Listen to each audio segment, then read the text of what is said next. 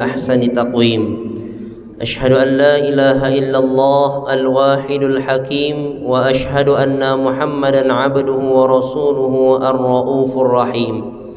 اللهم صل على سيدنا محمد الكريم المنزل عليه وإنك لعلى خلق عظيم، وعلى آله وأصحابه رسول الله أجمعين صلاة وسلاما دائمين متلازمين إلى يوم الدين. أما بعد، رضينا بالله ربا وبالإسلام دينا وبمحمد نبيا ورسولا. سبحانك لا علم لنا إلا ما علمتنا إنك أنت العليم الحكيم.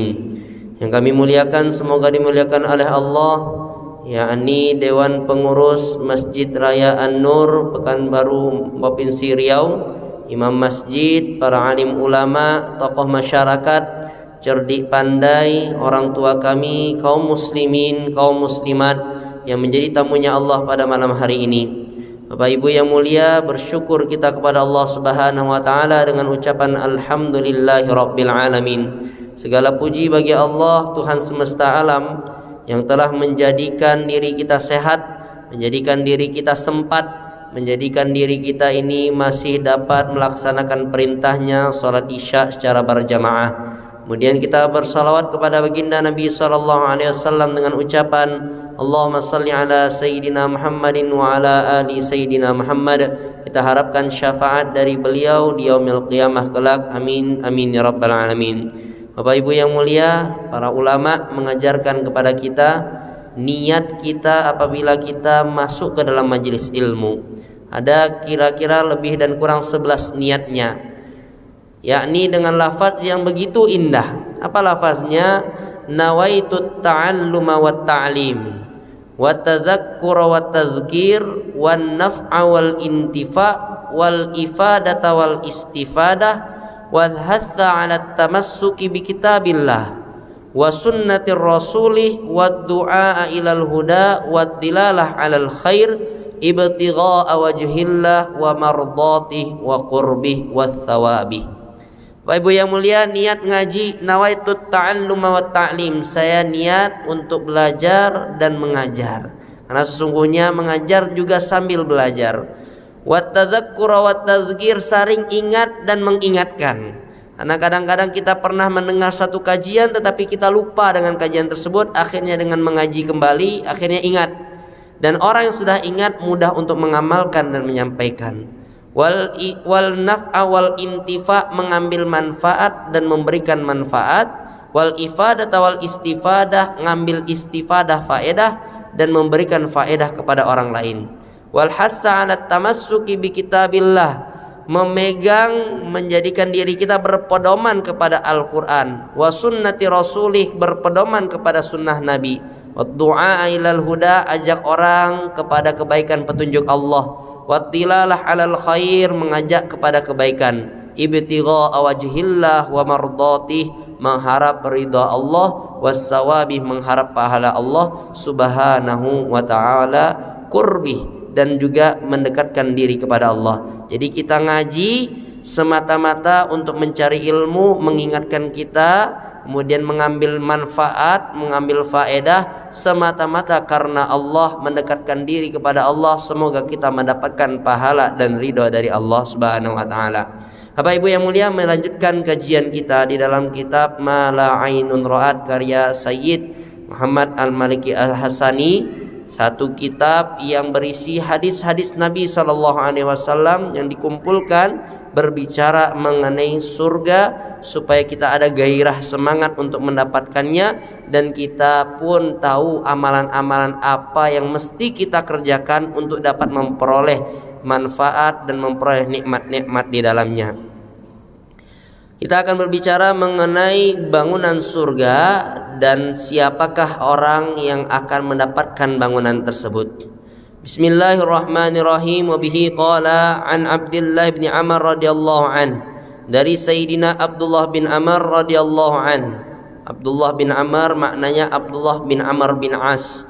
Beliau adalah putranya Amr bin As, pimpinannya Quraisy, yang mana pada masanya beliau pernah menjabat menjadi gubernur Mesir. Ketika itu beliau menemukan di dalam Mesir ada satu sungai, anak sungai namanya Nil, Sungai Nil. Tidak akan mengalir sungai Nil tersebut kecuali ada korban dari gadis yang perawan. Maka beliau menulis surat kepada Amirul Mukminin Sayyidina Umar bin Khattab, berkata, wahai Sayyidina Umar, ini ada sungai Nil, dia tidak akan mengalir kecuali kita tumbal, korbankan gadis yang perawan. Maka Sayyidina Umar taatnya kepada Allah, ikut kepada Nabi. Beliau cukup dengan menuliskan surat, wahai Nil, sesungguhnya engkau adalah makhluk Allah, aku adalah makhluk Allah, engkau adalah hamba Allah. Jikalau engkau mengalir karena Allah, maka mengalirlah karena Allah. Tapi jikalau engkau mengalir karena keinginan dirimu sendiri, maka aku Umar bin Khattab tidak butuh kepadamu.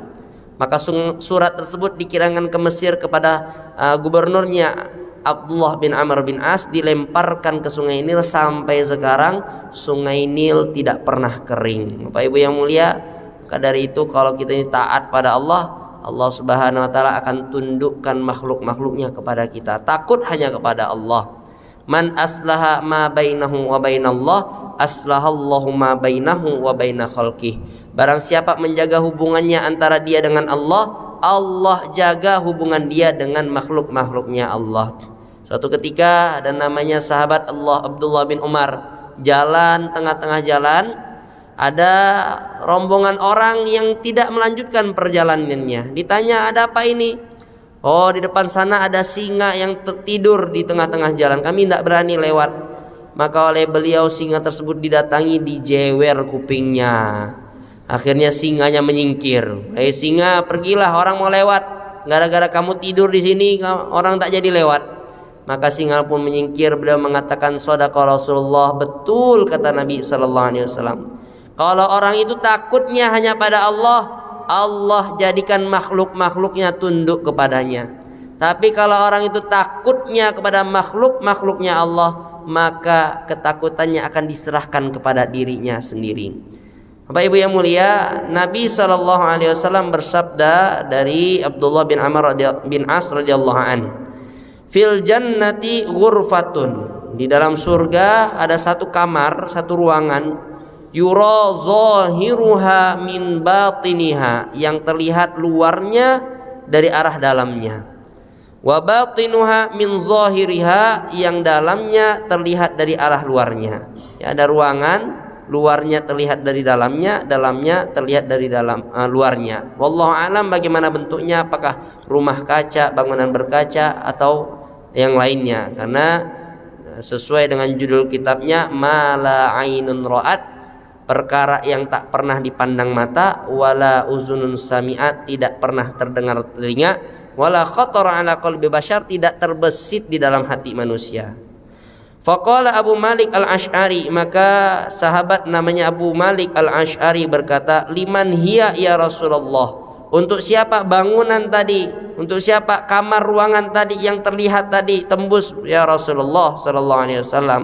Qala Nabi sallallahu alaihi wasallam bersabda, liman atobal kalam, yang pertama bangunan tersebut kepada orang yang baik perkataannya. Ibu yang mulia, ini amalan supaya kita mendapatkan satu ruangan di surga. Atobal kalam, perbaguslah perkataan, perbaguslah ucapan, perbaguslah lisan dan lidah kita. Bapak Ibu yang mulia, lisan ini, lidah ini adalah satu anggota tubuh yang kalau kita lihat punya keistimewaan di antara anggota-anggota yang lainnya. Ketaatan yang paling sempurna, yang paling agung oleh seorang adalah iman. Sedangkan kemaksiatan yang paling besar adalah kalau orang itu kufur kepada Allah. Dan seseorang tidak dapat taat dan tidak dapat iman kepada Allah ataupun kufur kecuali dia mengucapkan dengan lisannya. Berapa besar pun hati dia ini beriman kepada Allah, tapi dia belum tasyahud asyhadu alla ilaha illallah wa asyhadu anna muhammadar rasulullah, maka dia belum dihitung sebagai orang beriman. Begitu juga berapa besar kekufuran di dalam hatinya, selagi lisannya pernah mengucapkan kalimat iman, tasyahud, maka dia masih dihitung sebagai orang yang beriman.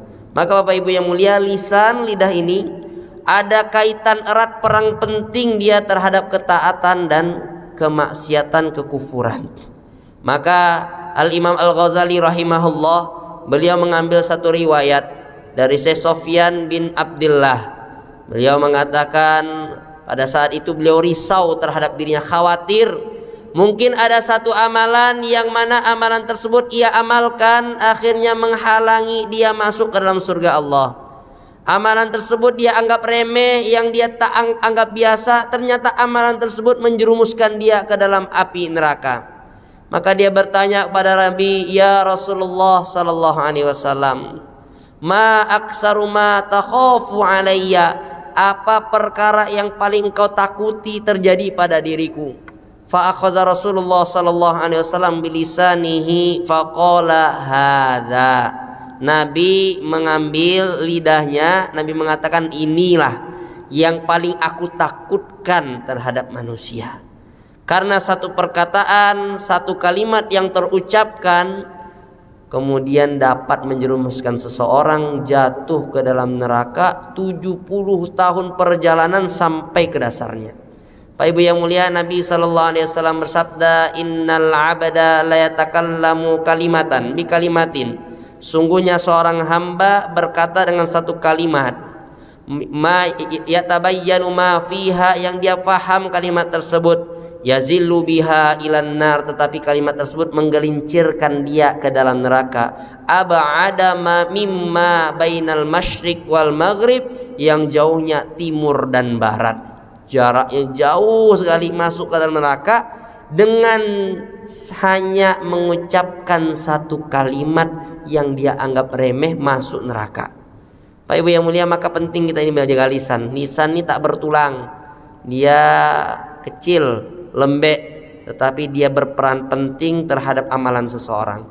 Nabi SAW Isra dan Mi'raj, Nabi bertemu dengan orang yang memakan daging bangkai, dimuntahkan lagi, makan lagi, muntahkan lagi, makan lagi, muntahkan lagi. Nabi bertanya, "Man haula ya Jibril?" Siapa itu wahai Jibril? Malaikat Jibril berkata, "Humul ladzina ya'kuluna luhuman nas." Mereka adalah orang-orang yang memakan daging manusia, suka makan daging manusia. Apa itu makan daging manusia? Menggunjing orang lain. Sesuai dengan firman Allah Subhanahu wa taala surat Hujurat, "Ya ayyuhalladzina amanu jtanibu katsiran minadh dhann, inna ba'dadh dhanni ism." Wahai orang-orang beriman, jauhilah prasangka, karena sebagian prasangka itu ada dosa, yakni berprasangka buruk. Wala tajassasu, jangan sampai kalian meniti-niti orang lain, kesalahan orang lain. Wala yaktab ba'dukum ba'do, jangan menggunjing, menggibah orang lain. Satu di antara kalian, ayuhibbu ahadukum ayyakula lahma akhihi fakarihtumuh. Apakah kalian senang untuk makan daging bangkai saudara kalian? Bapak Ibu yang mulia, Nabi SAW pernah ketemu dengan wanita yang sedang membicarakan satu sama lain. Nabi berkatakan bahwasanya di dalam mulut kalian ada bangkai. Ketika dia memuntahkan sesuatu, ternyata ada segumpal daging, karena dia sudah menggunjing orang lain. Bapak Ibu yang mulia, kemudian Nabi SAW bertemu lagi ketika Isra dan Mi'raj. Ada orang yang dia mengambil lidahnya, dijulurkan ke depan, ditarik, dipotong. Kemudian tumbuh lagi, tarik lagi panjang, potong lagi, tarik lagi panjang, potong lagi. Man haula ya Jibril? Siapa itu wahai Jibril? Humul khutoba'ul fitnah, mereka adalah khotib-khotib yang menyebarkan fitnah. Pak Ibu yang mulia, menjadi seorang khatib, menjadi seorang penceramah atau seorang yang mengaji kajian, itu bukanlah mudah. Ada pertanggungjawaban. Kullukum ra'in wa kullukum mas'ulun an ra'iyatihi. Setiap kalian pimpinan ditanya mengenai kepemimpinannya. Minimal kita pimpinan terhadap diri kita. Lidah kita berkata, maka lidah kita akan diminta pertanggungjawabannya. Bapak Ibu yang mulia, khatib yang menyebarkan fitnah. Ada orang mau belajar agama, dalam keadaan beragama, keluar dari majelisnya malah tidak beragama. Ada orang datang dalam keadaan iman, keluar dari majelisnya malah lepas, copot imannya, karena dia mengatakan tidak sesuai dengan kaidah akidah yang benar atau perkataan dan kajian yang benar. Maka khutobaul fitnah, nanti dia akan menarik-narik lidahnya dan dipotongnya, tumbuh lagi, tarik lagi, potong lagi. Kemudian dalam kitab Muntakhab Hadis ada kisah Nabi SAW mimpi ada orang ditarik mulutnya dengan kail, diambil sampai ke tengkuknya, tarik dari hidung sampai ke tengkuknya, matanya tarik sampai ke tengkuknya. Siapa dia ya Jibril? Malaikat Jibril berkata, ya Rasulullah, dia adalah seorang yang dia berbohong dan kebohongan tersebut menyebar ke seluruh dunia. Berbuat hoax, berbuat bohong, maka menyebar ke seluruh dunia. Nanti di akhirat ditarik mulut, hidung, matanya sampai ke tengkuknya. Maka Bapak Ibu yang mulia, penting bagi kita ini menjaga lisan, karena lisan ini adalah sesuatu yang sangat dekat dengan hati. Apa yang ada di hati itu yang keluar dari lisan. Apa yang biasa kita ucapkan dalam lisan itu yang akan mempengaruhi di dalam hati kita. Al-Imam Al-Ghazali rahimahullah, beliau mengambil satu kisah dari Syekh Yunus bin Ubaidillah. Beliau mengatakan bahwasanya beliau ini, Syekh Yunus, sedang mengatakan, inni wajadtu fi nafsi, sesungguhnya aku menemukan di dalam diriku, tahtamilu wa ana siyam fi harrin syadidin fil Basrah. Aku menemukan diriku ini kuat untuk menahan mujahadah berpuasa panas-panas di Basrah. Kuat untuk beribadah, sholat panjang-panjang sepanjang malam. Kuat untuk berzikir. Diriku, tubuhku kuat untuk aku ajak mujahadah. Walakin la tahtamilu tarkul kalami ma la ya'ni. Tetapi aku kewalahan, sulit untuk menjaga lisanku daripada berkata perkara-perkara yang sia-sia. Bapak Ibu yang mulia, sampai dalam kitab Hikayatus Sahabah diceritakan Sayyidina Abu Bakar radhiyallahu an, beliau punya amalan ngemut batu. Kenapa kok batu diemut? Karena aku takut ada perkataan yang keluar menyakiti hati saudara muslim. Sayyidina Umar radhiyallahu an setiap mau tidur maka beliau meniti muhasabah dirinya, hasibu qabla an tuhasabu, hisablah muhasabah dirimu sebelum engkau dihisab. Apa perkataan yang keluar dari lisannya? Mana yang lebih baik, yang buruk ataupun yang baik, atau sebaliknya lebih banyak yang baik atau yang buruk? Pak Ibu yang mulia, maka lisan ini dia akan terus berkata, dia akan berkata, maka jagalah lisan.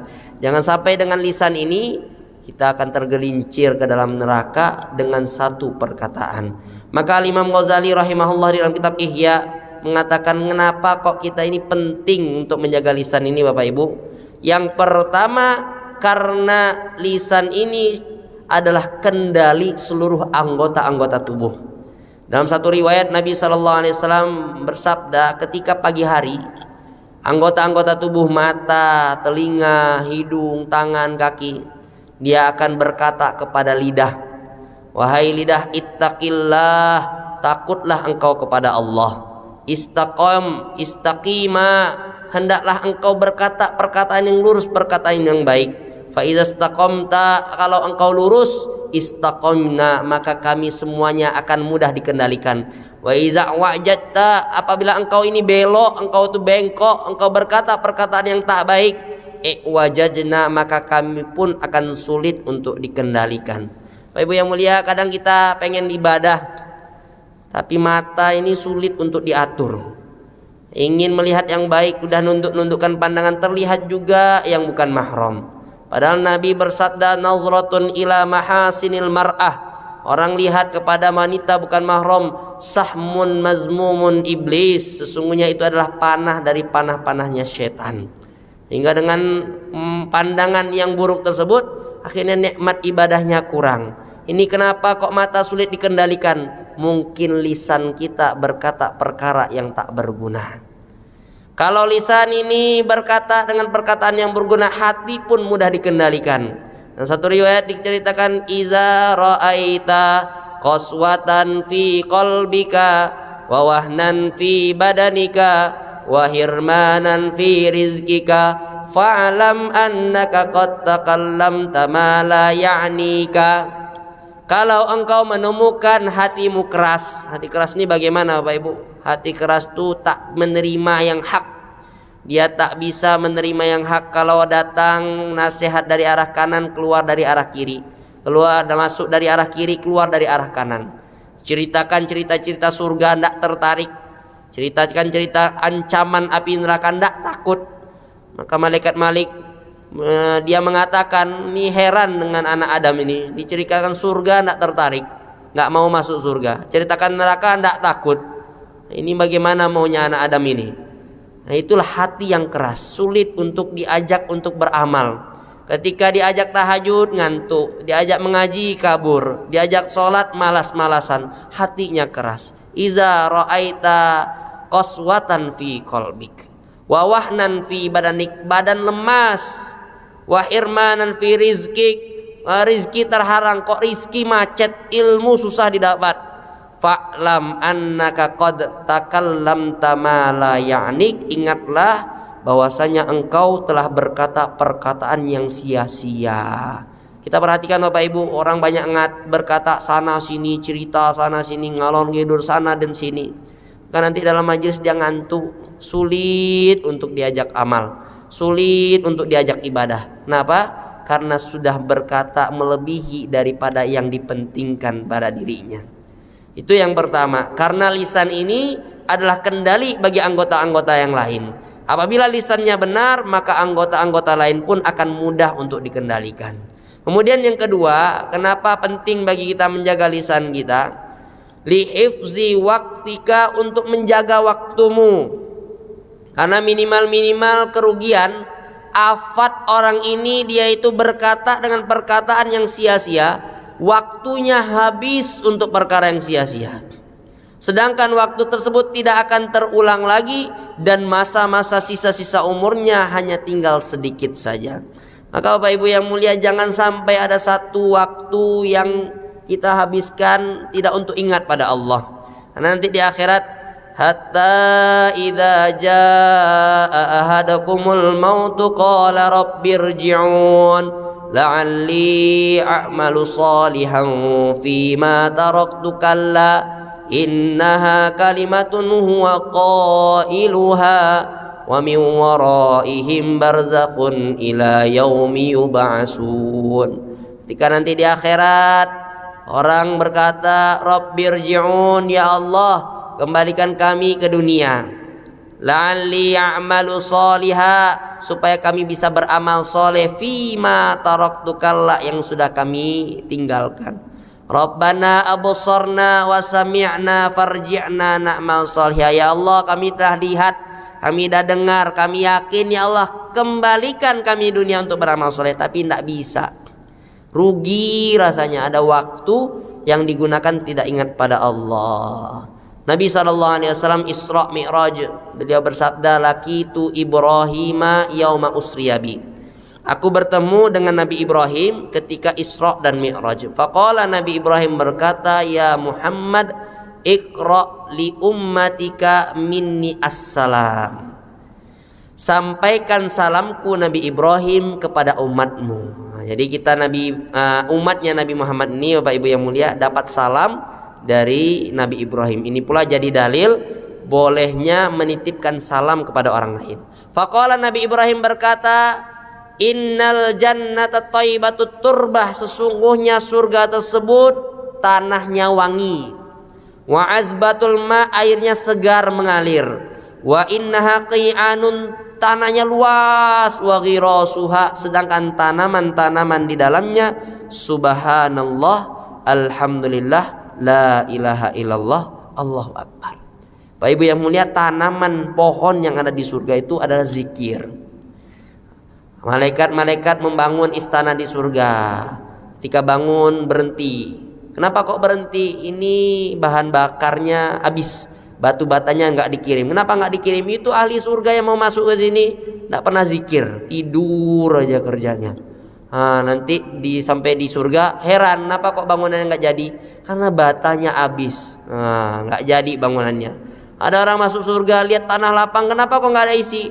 Lah kamu dulu malas untuk zikir pada Allah. Padahal pohon-pohon di sini nih tanamannya adalah dengan zikir kepada Allah. Bapak Ibu yang mulia, jangan sampai waktu kita terbuang sia-sia tidak dengan zikir pada Allah, sehingga perkataan-perkataan lisan kita ini kita manfaatkan dengan sebaik mungkin mendapatkan faedah tersebut. Yang ketiga, kata Imam Ghazali, kenapa kok kita penting untuk menjaga lisan kita? Lihifzi a'malun soleh, untuk menjaga amal-amal soleh. Karena apabila kita mencela seseorang lain, bukan mesti kita ini lebih baik daripada orang. Kita pun memuji orang lain, bukan mesti kita ini lebih buruk daripada orang itu. Ya ayyuhalladzina amanu la yaskhar qaumun min qaum asa ayyakunu khairam minhum. Wahai orang-orang yang beriman, jangan mencela satu sama lain, satu kaum dengan yang lain.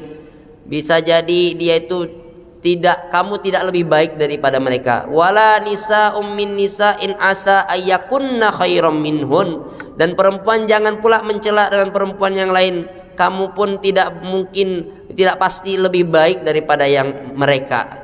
Bapak Ibu yang mulia, jangan mencela, karena kita ini tidak tahu kita ini di derajat mana. Nah, kalau misalnya kita ini mencela orang lain, menggunjing orang lain, memfitnah orang lain, mencaci maki orang lain, kemudian orang lain itu lebih baik daripada kita, maka alangkah malunya nanti kita ketika di akhirat. Kemudian orang yang senantiasa ghibah kepada orang lain, menggunjing orang lain, maka pahalanya yang dia kumpulkan pagi sampai malam dia berpuasa, sepanjang malam dia sholat tahajud, zikir setiap hari pagi dan petang. Ketika malam harinya sambil ngopi, sambil ngerumpi, membicarakan orang lain, habis amalannya. Kalau amalannya dah habis, pahalanya dah habis, maka orang yang dia gibah, orang yang gunjing, dosa-dosanya dia yang tanggung, dia yang emban. Ada orang di akhirat nanti heran, saya nggak pernah hafal Quran, saya nggak pernah haji dan umroh, tapi kok ada pahala haji umroh. Oh ya, itu ada orang yang hafal Quran, haji umroh, dia menggunjing engkau, akhirnya pahalanya sampai kepadamu dan dosa-dosamu dia yang emban. Bapak Ibu yang mulia, jagalah amalan-amalan perbuatan kita yang soleh dengan menjaga lisan kita. Dan orang yang dia dapat menjaga lisannya dengan baik, maka dia dapat bangunan di surga, satu kamar yang terlihat luarnya dari dalamnya, yang dalamnya terlihat dari luarnya. Semoga termasuk di antara kita. Maka bagaimana cara kita menjaga lisan kita? Perbanyaklah zikrullah yang pertama. Maka ada seorang ulama mengatakan, iza hamamta bil lugwi bil batili ij'al makanahu tasbihah. Apabila engkau ingin berkata perkataan yang sia-sia, ij'al makanahu tasbihah, maka jadikanlah tempat kamu ingin berkata itu menjadi tasbih. Engkau dicela, alhamdulillah. Naik kendaraan, bismillah. Kemudian dapat pemandangan indah, masya Allah, la quwata illa billah. Jadikan itu tasbih, ingat pada Allah. Fa'lamu anna sukuta khairun minan nutqi wa in kunta fil kalami fasihah. Ingatlah, sesungguhnya diam itu lebih baik daripada engkau berkata-kata. Karena dengan diam engkau dapat menjaga dirimu dari perbuatan dosa, walaupun engkau termasuk orang-orang yang pandai dalam berkata-kata. Meskipun kita ini penceramah, pandai berkata-kata, tetapi lebih baik kita diam. Karena Nabi SAW bersabda, as-sukutu salamah, diam itu selamat. Diam itu selamat. Kemudian orang-orang selepas memperbanyak zikir pada Allah dengan lisannya, perbanyak juga bacaan Al-Quran, supaya lisan kita basah dengan firman-firman dan ayat-ayat Allah. Dengan lisan basah dengan kalimat-kalimat yang baik, wa qaulun ma'rufun khairum min shadaqati yatba'uha aza. Allah firmankan, sesungguhnya kalimat-kalimat yang baik, perkataan-perkataan baik lebih baik daripada sedekah yang hasilnya adalah penyakit. Wal kalimatut thayyibah shadaqatun, kata Nabi, sesungguhnya kalimat-kalimat yang baik adalah termasuk sedekah. Ucaplah ucapan-ucapan yang baik, zikirlah dengan zikir-zikir, ingat pada Allah, bacalah firman-firman Allah. Kita harapkan berucap kita di dunia ini dengan perkataan-perkataan baik, berakhir kita dari dunia ini dengan perkataan yang baik, yaitu la ilaha illallah. Nabi bersabda, man akhiru kalamihi la ilaha illallah dakhalal jannah. Orang akhir hayatnya ucapkan la ilaha illallah, masuk ke dalam surga. Semoga termasuk di antara kita. Kemudian yang kedua, Nabi SAW bersabda, siapakah orang yang akan mendapatkan kamar yang terlihat dari luarnya kepada dalamnya, dalamnya kepada luarnya, wa at'amat ta'am, seseorang yang memberikan makanan. Nah, memberikan makanan, tentu memberikan makanan kepada orang yang lapar. Wa bata qa'iman wan nasu niyam, yang ketiga adalah bangun tengah malam, tahajud, beramal, beribadah pada Allah, wan nasu niyam, sedangkan manusia yang lain dalam keadaan tidur. Dan inilah 3 amalan Bapak Ibu yang mulia yang menjadikan seseorang masuk ke dalam surga, dan di dalam surga mendapatkan istana, bangunan kamar yang luarnya terlihat dari dalamnya, dalamnya terlihat dari luarnya. Apa itu? Yang pertama, memperbagus ucapan perkataannya. Yang kedua adalah memberi makanan kepada orang yang lapar. Yang ketiga adalah bangun tengah malam untuk tahajud, sedangkan yang lain dalam keadaan tidur. Bapak Ibu, sekarang kita memasuki bulan Rajab. Bulan Rajab ini adalah syahrullah, adalah bulannya Allah. Ketika kita bulan Rajab, kita ini mulai untuk menanam. Nanti ganti bulan Sya'ban kita mulai menyemai. Nanti Ramadan mulai memanen. Maka kita mulai untuk belajar melek malam, sholat tahajud yang panjang-panjang, beribadah pada Allah pada malam hari, doa pada Allah, Allahumma barik lana fi Rajab wa Sya'ban, ya Allah berkahilah kami pada bulan Rajab dan Sya'ban, wa ballighna Ramadan, sampaikan umur kami pada bulan Ramadan. Dengan demikian kita memperbanyak amalan bulan Rajab, mempersiapkan diri kita menyambut bulan yang mulia, yakni bulan Ramadan. Semoga Allah Subhanahu wa taala sampaikan umur kita dan kita jadikan kita orang-orang yang soleh yang dapat mengamalkan 3 amalan ini, yaitu memperbaiki ucapan, menyedekahkan harta berupa makanan, dan bangun tengah malam beribadah beramal pada Allah, sehingga kita pun mendapatkan faedah dan manfaat nikmat dari Allah berupa istana, kamar yang ada di surga, yang mana kamar tersebut terlihat dari luar kepada dalamnya dan dalam kepada luarnya. Amin amin ya rabbal alamin. Bapak Ibu yang mulia, sekian kajian kita pada malam hari ini. Semoga menambah keimanan, ketakwaan dan ilmu kita, dan Allah Subhanahu wa taala berkenan masukkan kita ke dalam surganya. Amin amin ya rabbal alamin. Kita tutup majelis kita pada malam hari ini dengan bacaan hamdalah, alhamdulillahirabbil alamin, dan kita sempurnakan dengan doa kafarah majelis. Subhanakallahumma wa bihamdika asyhadu an la ilaha illa anta astaghfiruka wa atubu ilaih. Billahi taufik wal hidayah. Assalamualaikum warahmatullahi wabarakatuh.